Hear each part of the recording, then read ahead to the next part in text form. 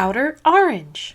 So today I wanted to do a gameplay video. This is actually for Shadowverse, and I actually did some for Vanguard too. They're coming out. They're probably coming out this week. We have my friend on the left is actually learning the game to some degree. He's actually using my egg deck. He's a big fan of it. He kind of knows the basic rules, but he doesn't play like every single day or doesn't play as often. I'm using the Abyss Silence deck. This is with the discard package. This is like some early. These are both early builds that I'm personally testing out, but we both really want to play some Shadowverse. So this is basically the gameplay. The egg list I'm using is actually the first place list that won in Japan. I can't remember exactly which one. The only difference is they were in goblins and I put in bell ringers. And the list on the right is just my personal discard list that I was testing out early. So I went second, and basically I just threw down the bell ringer and passed. Placed Fina down. Fina uses the first ability to pop a one drop, so you pop the bell ringer and get the draw off of it.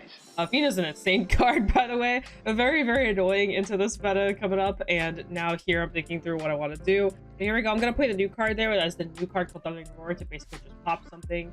So that's what I do there. I believe it deals 3 damage if I recall correctly, but yeah, that was basically the play there. You can choose between 2, but if you're on 10 you get both effects. You can either choose your opponent to discard something randomly or pop something. I chose to pop something. You hear my friend place another Fina to basically this time search for something. He gets the Andromeda, really good card to grab into this matchup. Just in general, as you should access Andromeda is really good. Pass back to me, has 1 play point open. I do run snipes, so in my mind I was like, I guess there might be a snipe in his hand. I chose to play the Executioner here and just kind of go for it. Snipe can't snipe it anyway. Really believe how the hand. I knew he had the Andromeda in hand, so I had to think about what to pop. But the thing is, his hand was actually so good.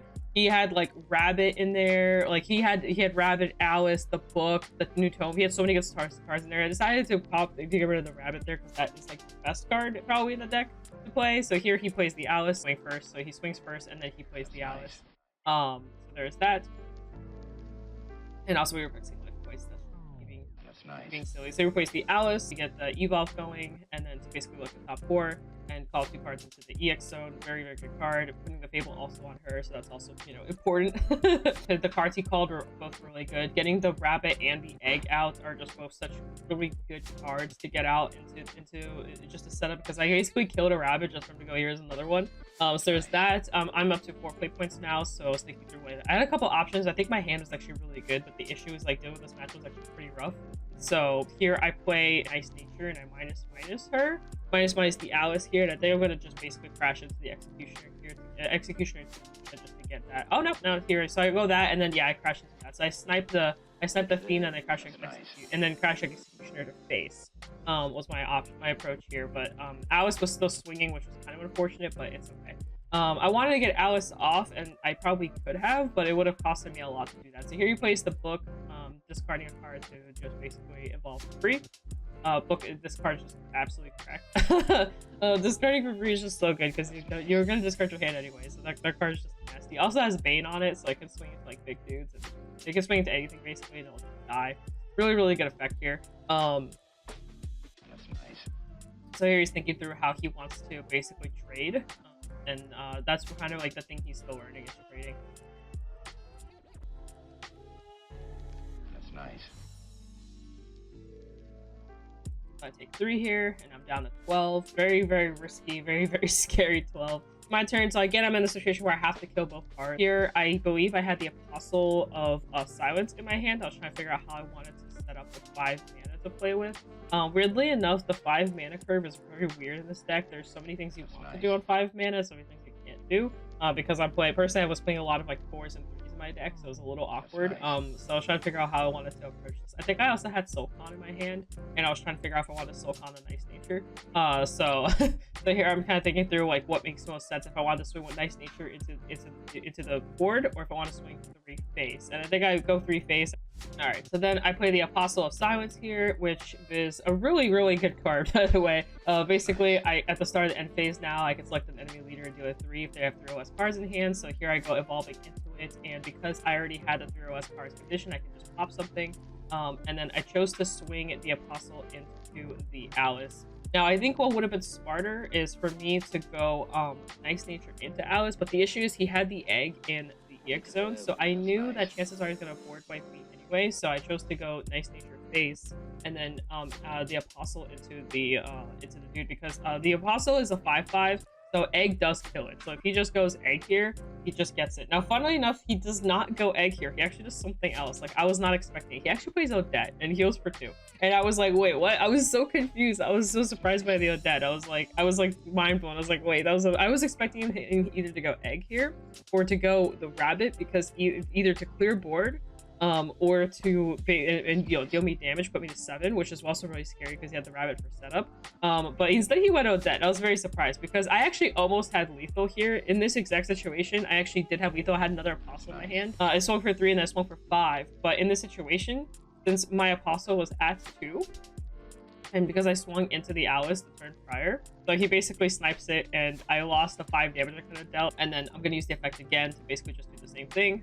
And he still had 3 cards in hand, by the way, so my effect is still online. I'm gonna kill the Odette. He gets to heal back, and then basically I just heal him 3 and pass. Now that's the downside. Had I just kept the apostle stood, or had I played it a little bit differently, I could have I could have definitely probably killed there, but the snipe is what messed me up. Now here I so calmed the nice nature, forcing him to discard a card, and I got to draw some cards off of it, which was very nice. And then I dealt him off with the apostle of silence.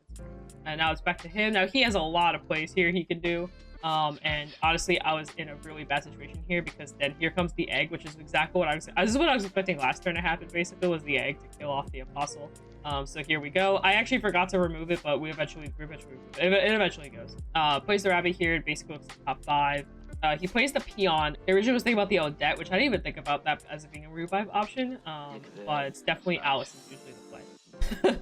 So we give Alice the Fable here, and then we basically just pass it back over, because he was out of play points at this point, so he had nothing else to do. I think he was scared that that I was gonna kill him here, but unfortunately I don't have much to work with because my board's gone. I had a couple options here, but he doesn't have a tin soldier yet, which is really big. Him not having a tin soldier is huge. I instead kill off the peon because the peon is very, very lethal here. I also want to get to Necrocharge 10, which is got me exactly Necrocharge 10, so using this type of Surefire got me there. Basically, I play Azazel here to force him to randomly discard a card. He has nothing to pick, but I get to at least play it because it becomes a 4-drop play. So now it's his turn. He sets up for the tea time here. He decides to first play the Bellringer he drew, and then his next card, sorry, was so basically here he sets up for the egg to be able to draw an extra card, leaving Azazel at 1 because Azazel is a 6/6, and he draws a card, and this is what he draws into the Tin Soldier here, and he has 5 mana, so if he had exactly 6, he actually had game here, or potentially game depending on how it would have played out. Nice. So he moves up the Alice here, gets the extra Fable for her, evolves her, and just passes it back. That's nice. He did off the Alice get the double Freya, which basically solidified my death, by the way, because even if I kill the Alice here, I'm still gonna lose because he could just move up the double Freya, play the Tin Soldier, and win the game off of that. Because I'm at 4, I basically had to heal here, and I didn't have a way to heal. Playing it out just to play it out because, like I said, he's learning. So I'm gonna involve the Azazel, swing for 6, and not have anything to play to pass it back to him and die. So here I go, evolving the Azazel. Swinging basically for 7. He takes the 7, putting him down to 2. And then I decide to basically set up for some protection here. Not that it matters, but I set up a protection. Nice nature the Alice to put her back down to the 3/3. And then yeah, basically Tin Soldier for game there.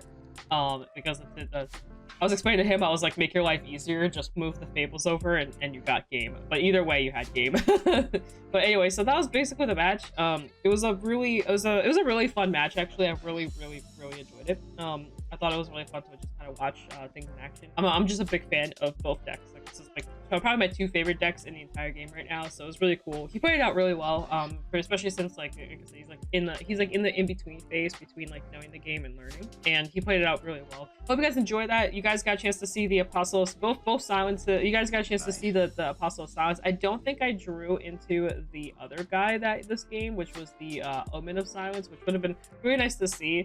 A little bit early on potentially, just so I can, if I had that card early on, like his snipes would have been offline, which would have been really nice, but I did not see that card this game. If you like, subscribe, comment, you know, all that wonderful stuff if you like this kind of content. 50cards.shop if you actually need any of your cards. He does support Shadowverse along with a bunch of other card games, including a game that I obviously do a lot of content for, Vanguard, but he also does Yu-Gi-Oh! device as well. So just something to keep in mind if you're into those card games. He does have a bunch of stock for that too. So you can check that out with VANGUARD.shop, code orange, save yourself some money, help a homie, help me. It does a lot. That's Vidania. Big shout outs to the person in the video for helping me record. Actually, big shout outs to everyone that helps me with these videos to record. You're going to be seeing a lot of this footage coming up from here on out. So I'll be doing this a lot more as I do go to locals quite a bit, and I got a really nice setup now. So you guys might be seeing this more. And anyway, thank you again for everyone that helps me. Bye, guys. Peace out.